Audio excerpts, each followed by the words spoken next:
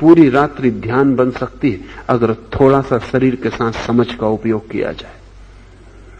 अगर रात्रि पेट में भोजन पड़ा है तो रात्रि ध्यान नहीं बन सकती, निद्रा ही रह जाएगी। निद्रा भी उखड़ी उखड़ी, गहरी नहीं। आदमी 60 साल जिए तो 20 साल सोता है। 20 साल बड़ा लंबा वक्त है। और हम सारे लोग कहते सुने पा जाते हैं कब करें ध्यान, समय नहीं है। महावीर कहते हैं ये 20 साल ध्यान में बदले जा सकते हैं। ये जो रात्रि की निद्रा है, जब आप कुछ भी नहीं कर सकते तब ध्यान किया जा सकता है। ध्यान श्रम नहीं है, ध्यान विश्राम है। इसलिए ध्यान का नींद से बड़ा गहरा संबंध है और नींद ध्यान में रूपांतरित हो जाती है।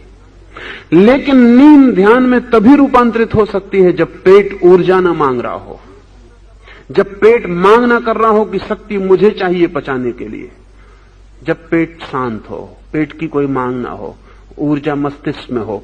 इस ऊर्जा को ध्यान में बदला जा सकता है। अगर इसको ध्यान में न बदला जाए तो नींद को तोड़ने वाली हो जाएगी, जो कि आम उपवास करने वाले की होती है। अगर ये ध्यान में बदल जाए ये ऊर्जा, तो नींद को बाधा नहीं देगी। नींद अपने तल पर चलती रहेगी और एक नया आयाम, एक नया डायमेंशन ऊर्जा का शुरू हो जाएगा ध्यान। कृष्ण ने कहा है कि योगी रात सोकर भी सोता नहीं। महावीर ने भी कहा है शरीर ही सोता है, चेतना नहीं सोती। ये एक भीतरी कीमिया है। अब इस कीमिया के 3 हिस्से हुए। अगर ऊर्जा पेट में जाए तो मस्तिष्क में जाती नहीं, पहली बात। अगर ऊर्जा मस्तिष्क में जाए और ध्यान न बनाई जाए तो नींद असंभव हो जाएगी। इसलिए तीसरी बात, ऊर्जा पेट में ना जाए, मस्तिष्क में जाए और मस्तिष्क में ध्यान की यात्रा पर निकल जाए तो मस्तिष्क सो सकेगा और ऊर्जा ध्यान बन जाएगी। इसलिए योगी रात में सोता नहीं। इसका यह मतलब नहीं कि योगी का शरीर नहीं सोता, शरीर भली भांति सोता है, आपसे ज्यादा अच्छी तरह सोता है। शायद योगी ही इस अर्थ में ठीक से सोता है, लेकिन फिर भी सोता नहीं, भीतर कोई जागता रहता है।